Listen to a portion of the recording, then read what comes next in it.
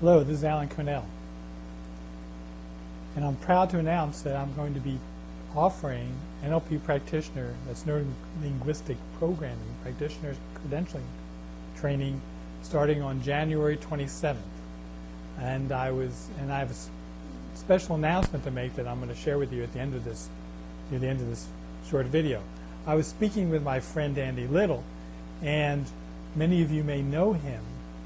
And we were talking about how NLP training can be very useful for mediators because of the practical set of skills and abilities that people learn in taking the NLP training. In fact, my experience is that people who are involved in mediation are one of the most effective groups of taking advantages of all the things we teach in NLP training. Now, I'm going to ask you to bear with me for a moment because I want to tell you a little story that may not seem relevant to start. But the story I want to tell you is about a number of years ago. My daughters were in their bedroom. Now they're fully grown, but they were young then. I think they were 10 and 5. And they were engaged in what we call parallel play, where they were not doing the same activity, but they were doing different things but in the same vicinity in the room. And after a few minutes, my wife, who was putting together dinner downstairs, my older daughter, Marissa, wandered downstairs, sat down at the breakfast bar and started to engage my wife in conversation, talking about school and different things. And a few minutes later, my younger daughter, the 5-year-old Mallory, came wandering down the stairs, tears streaming down her face, visibly upset, saying, "Marissa, I hate it when you leave me all alone upstairs. I hate being alone. I hate when you do that. And I'm really upset with you." And Marissa patiently listened to Mallory, and when she seemed to be done, Marissa turned to her and said, "Mallory, I didn't leave you alone upstairs. I went downstairs." And Mallory goes, "Oh, okay." Now, why this is relevant is that as mediators, you're involved in something very similar, except what you do is way more difficult.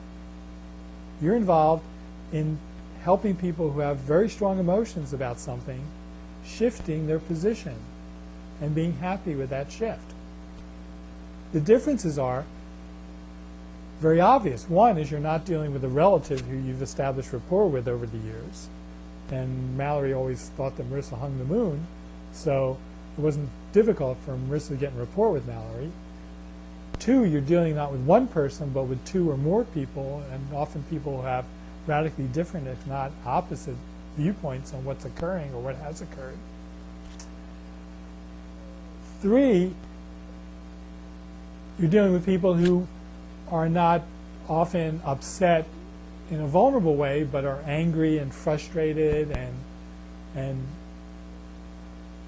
feeling impatient and annoyed and maybe even worse about what's going on. So you have a very tough job as a mediator. You have to create a safe environment for people and an instant comfort about the mediator, you, and the mediation process. This is a challenging thing. You have to stay in rapport at the same time with people holding radically different positions about what's occurring or what has occurred. You have to create an environment in which people who started out with a fixed position about something are willing to consider something else as a possibility. And finally, and I'm sure there are many more, but finally, you have to create an agreeable solution that everyone involved walks away from feeling satisfied. So you have I don't have to convince you that you have a very challenging profession, often satisfying profession because of how challenging it is. So when you do help people create agreements, it's really can be satisfying for you. But none of you can really disagree with my suggesting that when you're involved in something that's so challenging, you need to have all the tools and skills that you can use. And what we found over the years is that neuro-linguistic programming, NLP, offers a set of explicit, learnable skills and abilities that can be applied directly to the mediation process. And let me share with you 7 things that are possible for mediators in taking the NLP training. One of the first things you're going to learn is you're going to learn how to get into instant rapport with anyone, any situation. And that's because typically people consciously, when they want to get in rapport with someone, they rely on content. If you like baseball, you talk about baseball. If you have the same age children, you talk about your children. That's one way of getting a rapport. But with in NLP, we teach you how to get in rapport that are in ways that do not rely on content, that have to do with present and immediate nonverbal and extraverbal communication. So as you match people in how they communicate, there's an experience of instant connection and rapport. And this is very useful, as you know, in the mediation process, which relies on creating quick results. Second thing you learn in NLP training is how to quickly uncover the criteria that's behind a position, and then how to utilize a process we call pacing and leading, which you match someone's experience and then lead them to another experience that's more productive and useful for them and for the process they're involved in. It's kind of like dancing, in which after a while you don't know who's leading, so it's easy to lead someone to a new position. A third thing you're going to learn in NLP training is how to conversationally access very resourceful states in other people. States that will be conducive to arriving at win-win agreements. Things like being flexible, a willingness to explore possibilities, sense of curiosity and interest, and the possibility of anticipating relief from whatever has been painful for them. And learning how to quickly access these resources, you're helping people to get in more resourceful states, which is where all productivity emerges from. The fifth thing that we're going to teach you how to do is how to help clients move gracefully through a sequence of emotional states. Because it may be too much to ask someone to move from feeling rigid and uncooperative to jump to being flexible and cooperative. And we're going to teach you how to help them take that in stages, which you can do relatively quickly, in minutes at times. So one possibility would be to move somebody from being rigid and righteous and uncooperative to a feeling of doubt. And perhaps then you can move them from doubt to a feeling of reluctance.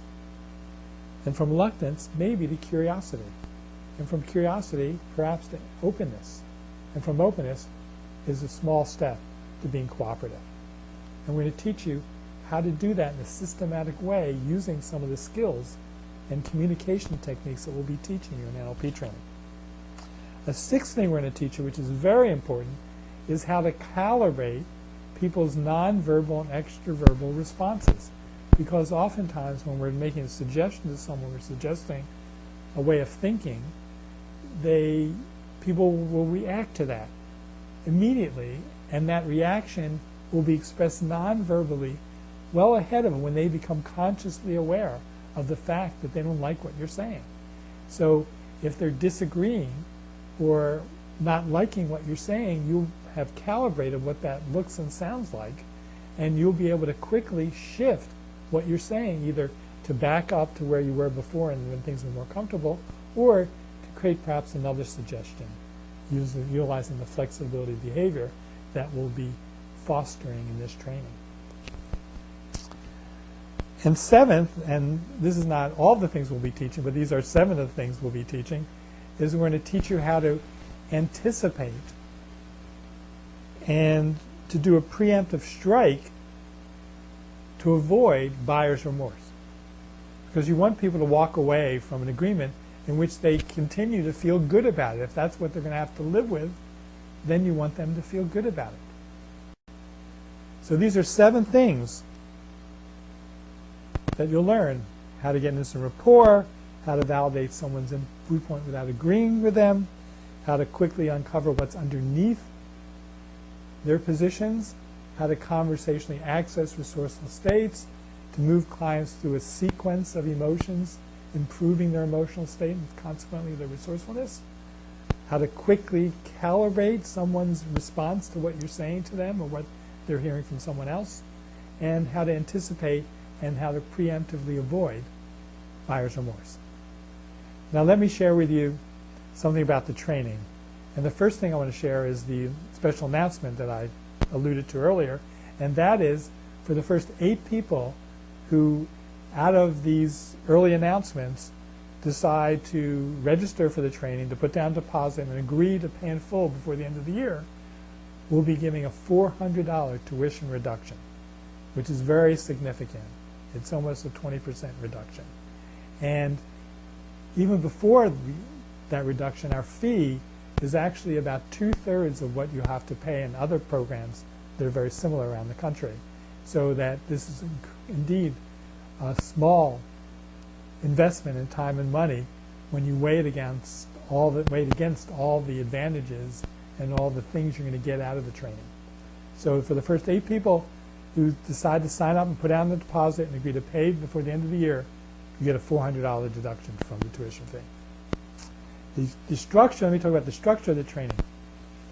The structure of the training is we meet for 2 days a month, that's 2 consecutive days, Friday and Saturday, once a month for 8 months. And we structure it that way because in our experience in teaching, the 4 to 5 weeks that people have in between each 2-day sessions gives you time to integrate what you've learned, because we're much more interested in people being able to practically apply what they've learned to their personal and professional lives, and not just to have an interesting understanding of NLP. We want to be able to make a real difference. We want you to be able to make a real difference in your life. To walk away, which was my experience after my initial NLP training, that my ability to help people and to create results quickly just took a quantum leap.